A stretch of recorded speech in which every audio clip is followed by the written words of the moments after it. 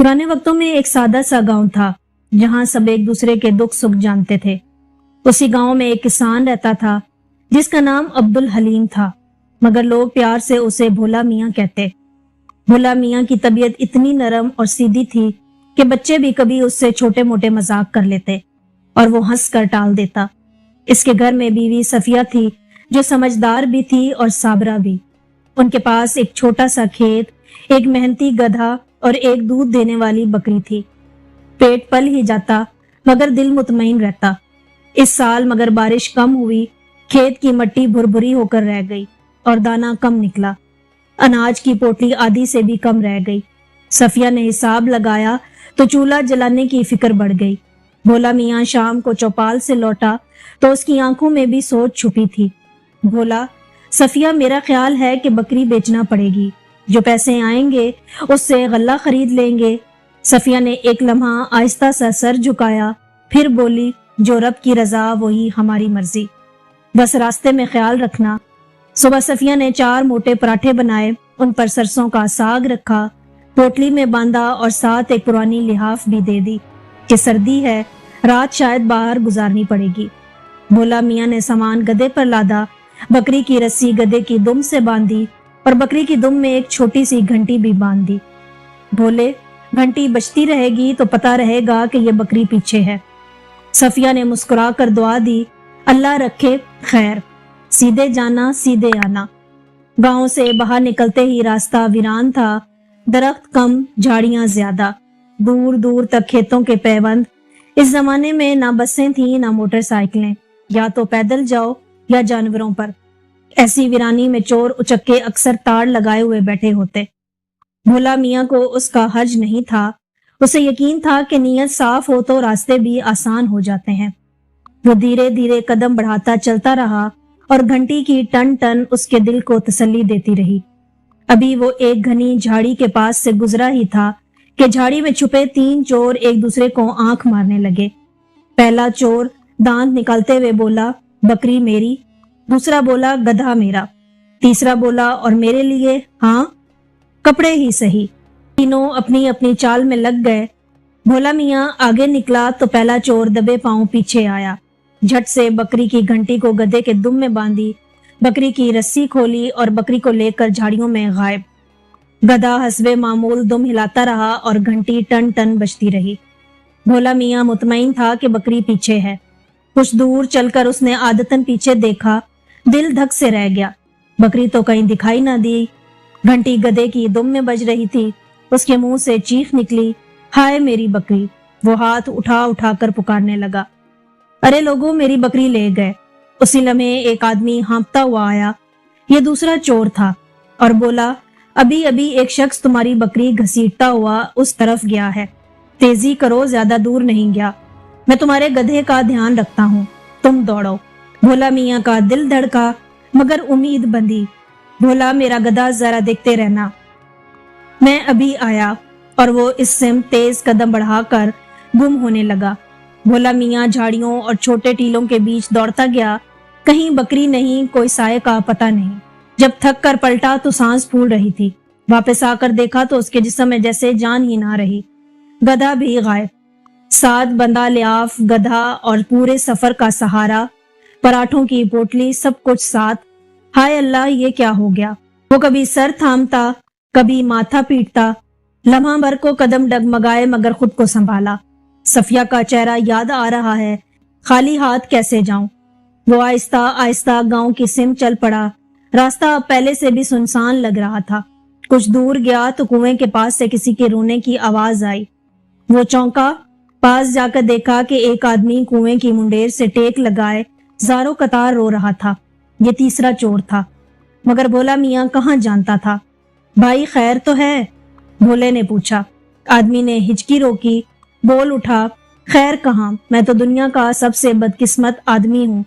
अभी अभी घोड़ा बेच कर आ रहा था, पैसों की थैली हाथ से फिसली और सीधी कुएं में उचक कर जा गिरी। भोला मियाँ को एकदम ख्याल आया तो भाई रस्सी लाओ, डोल लाओ, निकालते हैं।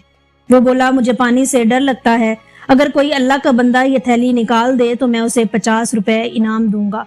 50 रुपए? भोला मियाँ के दिमाग में फौरन हिसाब दौड़ा। 50 में तो एक बकरी और एक गधा दोनों आ जाएंगे, ऊपर से थोड़ा गल्ला भी। उसकी आंखों में उम्मीद की चमक लौट आई।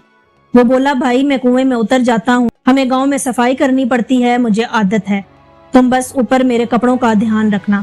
आदमी ने जल्दी से कहा, अरे आप बेफिक्र रहिए, मैं यूं हिफाजत करूंगा कि 7 पुश्तें याद रखेंगी।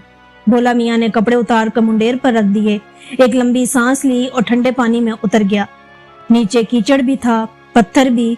उसने हाथों से रेत छानी, तय दर तय टटोला, मगर थैली जैसे जमीन खा गई हो। ऊपर से आदमी की आवाज आती रही, मिली, जरा दाएं जानिब देखिए, शायद कीचड़ में धंसी हो। वक्त गुजरता गया, भोले की हथेलियां घिस गई, सांस जोर जोर चलने लगी। आखिरकार वो हाँपता कांपता ऊपर चढ़ा। आंखों में पानी से ज्यादा मायूसी थी। मुंडेर पर नजर पड़ी तो उसका रंग उड़ गया, आदमी गायब और कपड़े भी। मियाँ ने बेख्तियार कुएं के किनारे बैठकर चेहरा दोनों हथेलियों में छुपा लिया। या अल्लाह, ये तीसरा बार। बकरी गई, गधा गया और अब कपड़े भी गए। कुछ देर बाद करीब से गुजरने वाले एक शनासा ने चादर दी तो वो लिपेट कर उठ खड़ा हुआ। रास्ते भर वो खुद को समझाता रहा, जान बची रहे तो 1000 गम माफ, सफिया सामने होगी तो हौसला बढ़ेगा। गांव पहुंचकर भोला मियाँ सीधा चौपाल की तरफ गया। चंद लोग बैठे थे, किसी के हाथ में हुक्का था, किसी के पास खजूरें। भोला को इस हाल में देखकर सब चौंके। अरे भोला, ये क्या हाल बना रखा है? भोला ने सारी दास्तान शुरू से सुना दी कि कैसे बकरी की घंटी को गधे की दुम में बांध दिया गया, कैसे झूठी हमदर्दी में गधा भी गायब हो गया, और कैसे कुएं पर 50 रुपए के लालच में कपड़ों तक का नुकसान हो गया। वो बोलते बोलते खुद ही शर्मिंदा सा मुस्कुराने लगा। मुझे लगा था कि नेकी करूंगा तो नेकी मिलेगी, पर ये लोग तो चालाक निकले। पहले तो लोग हैरान हुए, फिर हंसी छूट गई, ऐसी कि चौपाल गूंज उठा। कोई कहने लगा, भोला तुम दुनिया के सबसे बदकिस्मत नहीं, सबसे भोले हो। दूसरा हंसते हंसते बोला, घंटी को गधे की दुम में और यकीन बकरी पर, वाह भाई। मगर हंसी के साथ साथ हमदर्दी भी जागी। गांव के बुजुर्ग हाजी इमरान ने सबको हाथ के इशारे से चुप कराया। बस अब मजाक काफी, भोले की गलती से ज्यादा हमारी जिम्मेदारी है कि उसका हौसला बढ़ाए। उन्होंने चंदा शुरू किया, किसी ने 2 रुपए दिए, किसी ने 5, किसी ने गेहूं की बोरी का वादा किया। थोड़ी ही देर में 25 रुपए जमा हो गए, साथ में कुछ गल्ला भी। हाजी इमरान ने रकम भोला के हाथ पर रखी। ये हरगिज खैरात नहीं, ये भाईचारा है। कल मंडी से गधा भी आ जाएगा और बकरी भी। बाकी अक्लमंदी का सबक याद रखना। सफिया दरवाजे पर खड़ी थी। भोला अंदर आया तो उसकी आंखें नम थी, मगर लबों पर मुस्कुराहट। उसने आहिस्ता सा कहा, मैं जानती थी कि तुम खाली हाथ नहीं आओगे, या तो सामान के साथ या लोगों के प्यार के साथ। भोला ने नजरें झुका दी। मेरी भलाई मुझे महंगी पड़ी सफिया, मगर एक बात समझ आ गई, नेकी जरूर करो मगर सूझबूझ के साथ। सफिया ने हल्का सा कहका लगाया, और घंटी वो किसकी दुम में बांधोगे अब?